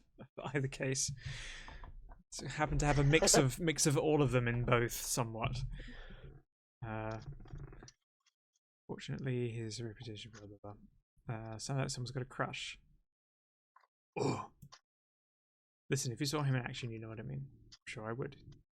She seems like someone who would have a crush on his strength and skill rather than him. I feel like Ida's not quite as charming to Reina because I think she likes a bit of a challenge. I don't know that he has the personality for that. He might be a little bit shy, but I don't know. They're all good. I like all of them. They approach the edge of the park and Reina gestures to whatever. Possibly other things if you're interested. Reina's smart, staring out the window at the park below. Various crystal lanterns interspersed along its path, casting dim blue light into the sky. The hotel room's table is positioned just behind the glass. Lights are scattered. Oh no! Excuse me. Across the table. Oh, I should mention there is a Discord if anyone wants to join it, where we share many things. Whether it's clips or creative stuff, or you just want to chat to nice people, you may join. Blah blah blah blah. I lost my place. The Christmas It's at your song. cursor. Where is my cursor? No, I wasn't reading where the cursor right. was. I scrolled down and I don't even know where my Oh, you're cursor around is. I was crystal something. Head is resting on his arms, staring at her with a deeply affectionate spark in his eyes. One of his arms laying across the table, palm facing upwards. None of us described anything.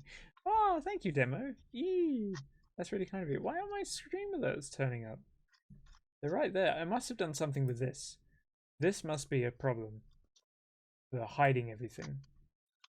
Order. Possibly, yeah.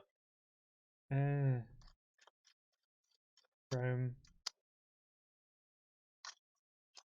Order. Move to bottom. Yee, that's really kind. Thank you. Okay. Forming into images of waterfalls and jagged roses. Jagged or thorned? Or is it like the roses are? His eyes drag down his arm as the patterns climb into his upper arm. Eyes drag down his arm as the patterns climb to his.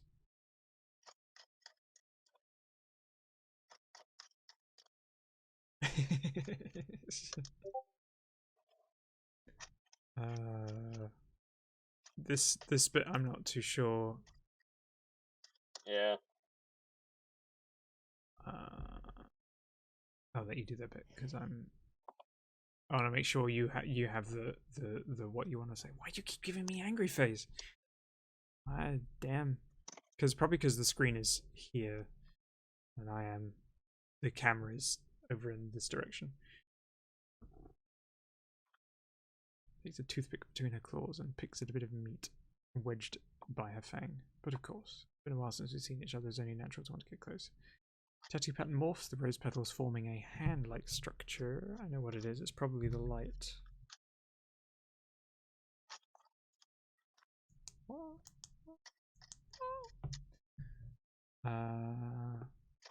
Your reflexes betray you, she says huskily. She's a husky now, placing the wooden pick aside, skewering a piece of juicy meat on her fork. She holds it out. Can I be the juicy meat? I'll stop sometime, I promise. Clicking the tip. No need. Clicking the tip upwards, beckoning for the love-struck kobold to approach. There's another thing I could have said, but that would be taking a bit too far. He bites over the meat, teeth clenching on the fork. He tugs gently. Reina rolls her eyes and pulls on the fork, attempting to wrest it from Kaya's toothy grasp. Well, at least you're entertaining. She gives one final tug and the fork slips out from the kobold's teeth. He lies back in his chair, smiling and chewing. So, shall we negotiate payment? That won't be necessary, are you sure? that I... Okay, trying to keep it the page counter down the bottom. It's behind my body. So nobody here can see it, but I need to keep track of where it is, so I have an idea of how long I'm going to be. Drag, follow.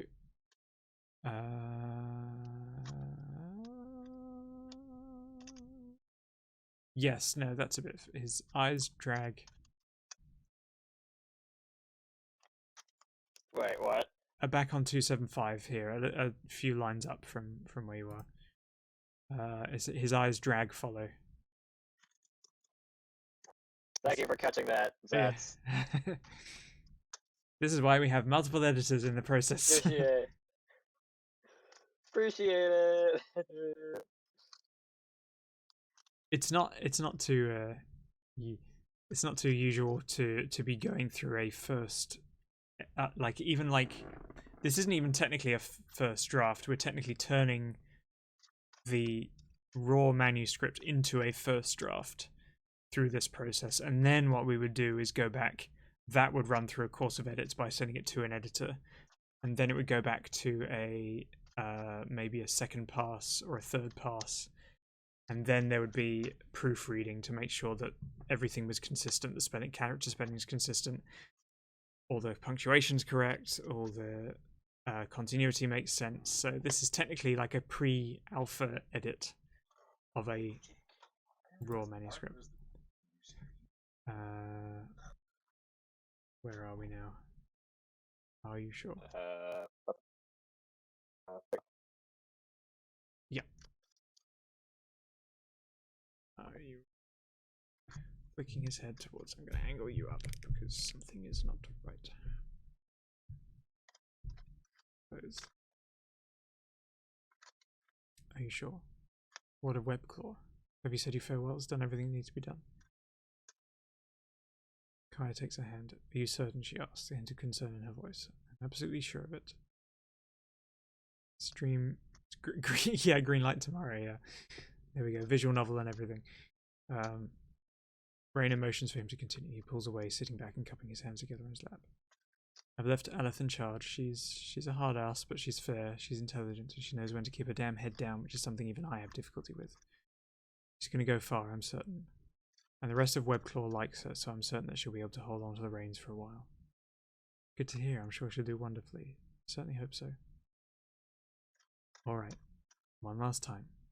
She stands and kneels at Kai's side, looking the kobold in the eyes. Are you certain that this is what you want? And you go into it without regrets? All your business is finished, all your new loose ends tied off. He places a hand over his heart. I swear, this truly is what I want. I can think of no better way to spend the rest of my life. Or undeath, rather. Yeah, I was about to say, it's not much of a life once it's done, you know. That could be said for a person who's actually going to die as much as it is. That could be said for a person who's actually going to die as much as it could be said for what you do.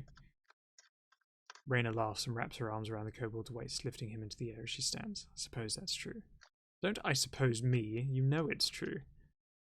Raina turns around and tosses Kaya onto the bed. Tarkin's glasses bounce into the air and she catches them. She pulls off her bandana and gently bundles the glasses inside, placing them onto the bedside table.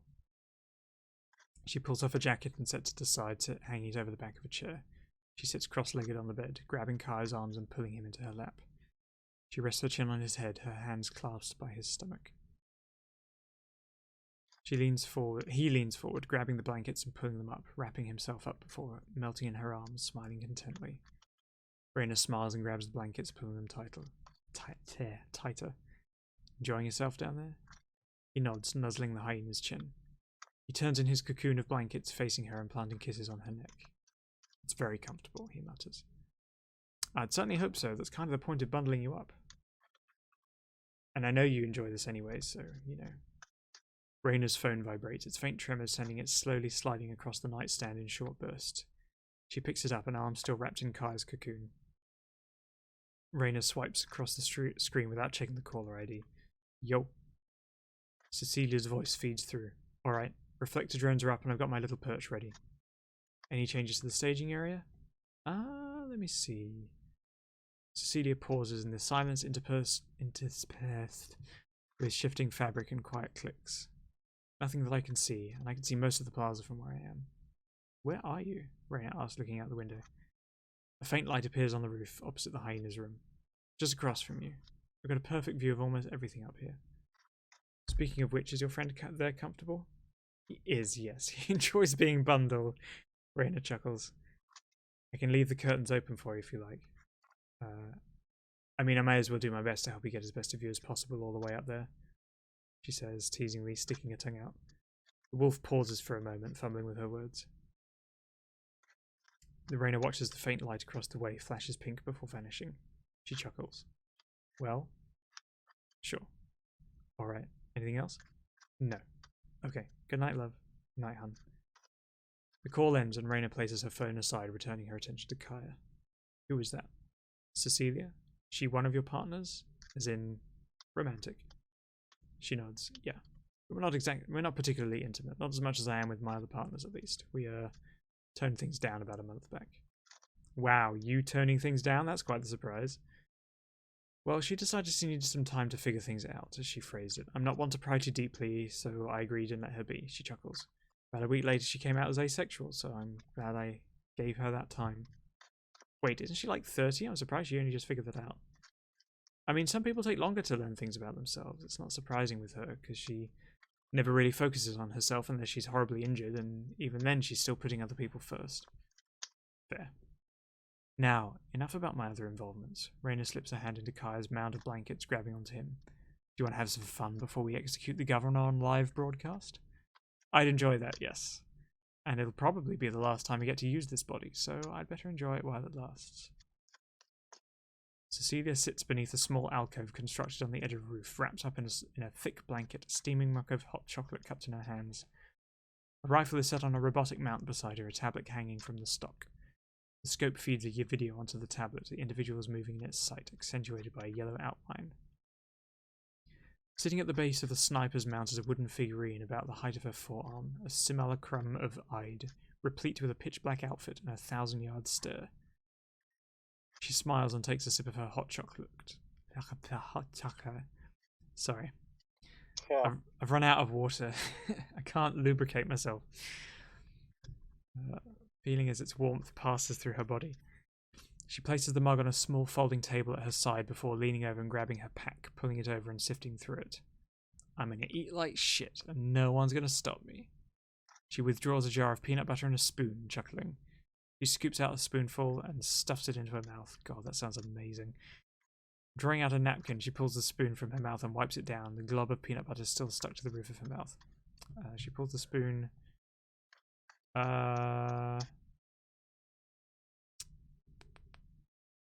Mouth.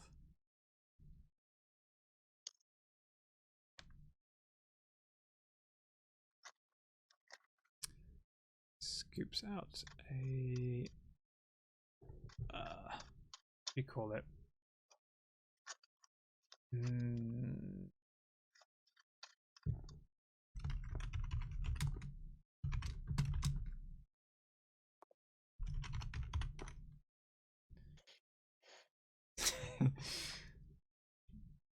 Yeah. Yeah, let's do that. It sounds so indulgent. I want to do that. Damn it. I like peanut butter.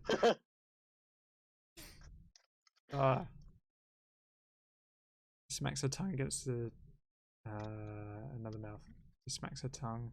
I'd say, against the amorphous chunk. Amorphous Chunk was my high school nickname.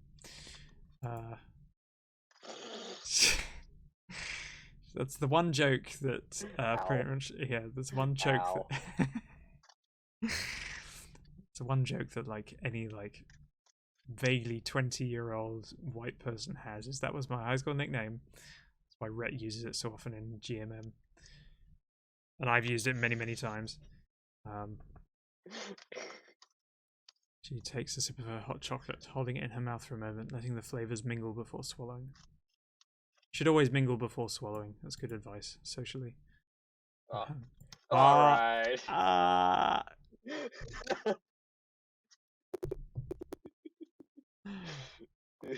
Ah, did I say that out loud? Oh dear. Whoop. Anyway, whoops. Oops. Oopsie. Whoopsie doodle. Notices my innuendo.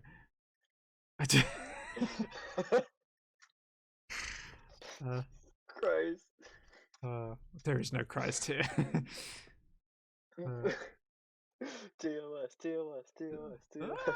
Oh yeah, that's true actually. Never mind. It's obviously Nah, they won't catch that. no, it's verbal. People say far worse stuff all the time. Yeah, unfortunately. Yeah. Whatever. Yep.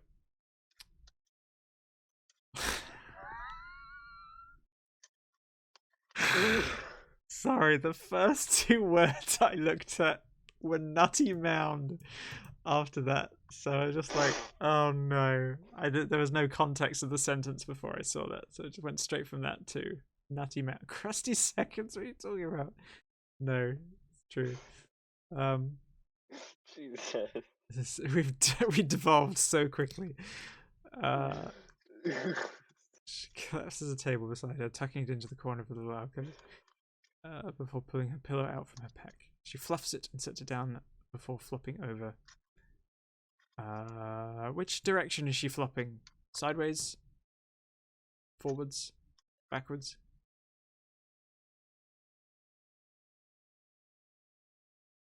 Back. Folding her hands into her lap and closing her eyes. Twitch lewd police are going to kick down the door any moment. Oh no.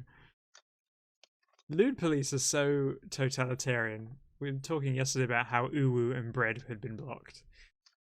Various other weird phrases. Well, not even like BRED. It was like as in the food. Yeah, I know, right? It's not even the not bread as in like, you know.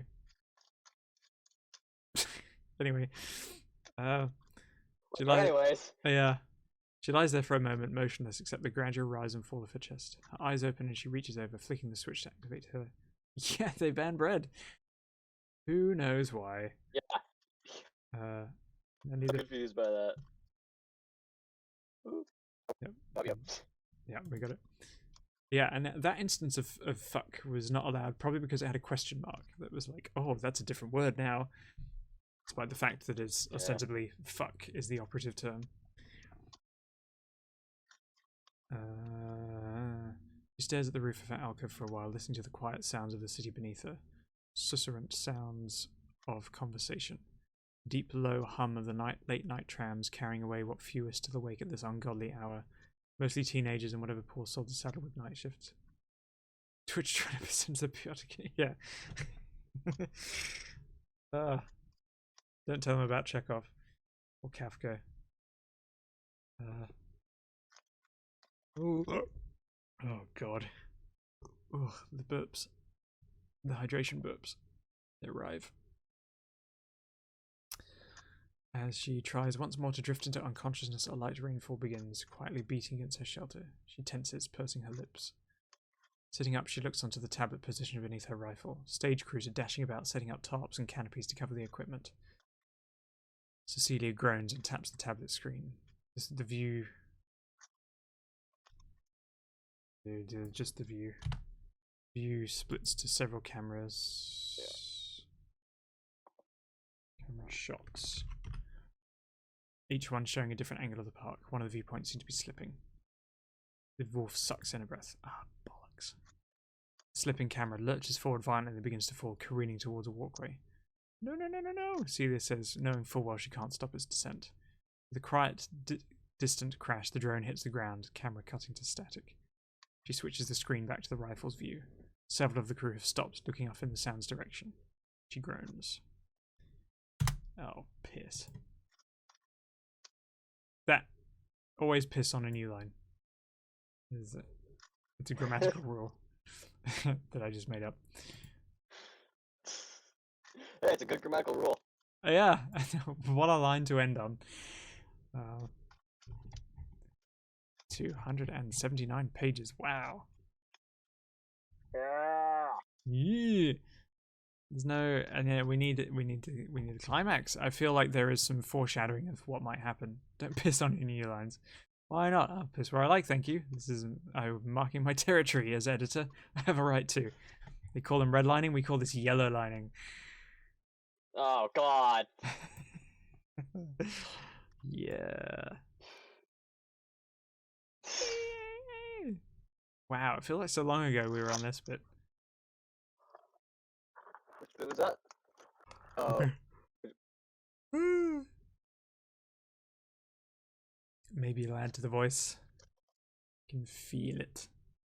Brits are full of piss and vinegar anyway, so it's if you want the accent to come through, it really has to have that London alleyway smell. I can tell you, it's very, very strong. Someone on Twitter was sharing a thing about how British cities look like Disneyland, and I'm like, that's one high street, and I promise you, the smell is nothing compared to what it looks like. So, Jeez. yeah, this was fun. I liked editing on stream. I wasn't there wasn't an awful lot to edit, honestly. It was very good. Surprisingly enough. Yeah, there wasn't like, the couple of bits where there was just some like logistical sequential things that had to be cleaned up, but otherwise it's good. It's good voices, it's good characters who I simp for regularly. Yeah, I'm interested to see what's going to happen next. The bit with the mansion is very interesting. That's super cool. But there are still so many names there. How long is this gonna be? So big. Tell me. Tell me. Who says I'm gonna put all of them in this book? Oh, bugger. There's got to be a climax to the book, though, right? To this section, at least. I mean, yeah, obviously. Yeah. I gotta resolve this arc before I jump to the next one. Yeah. And Oh. I could do the weird. I could do the idea for the weird, creepy pangolin. Till into the next one. Yee. We like this. But you could always foreshadow them in this one if you want to. If they fit in. I mean, I kind of did. Okay. Ooh, I missed it. Okay. I kind of have. Oh, bugger. Why don't I go Oh, for trust me, it's very subtle.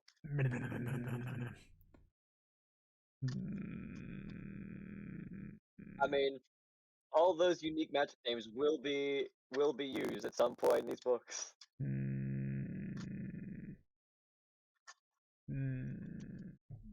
you go. No! Move my cursor. Oh, because I pressed something new. Bollocks. Pissy piss. Where was I? Go back up. Oh no. There you go. Saw those names. There. Bold. Where is it? There. Midas Graft. V. Biohazard Corruptor.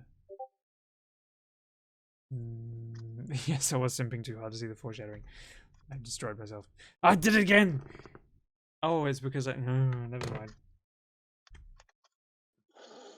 Alright, leaning on the keyboard. Are we experiencing technical difficulties? I am technical difficulties. Whoops. Whoops. What am I? Or are they just pangolin difficulties? Oh, I'm always pangolin difficulties. Alright.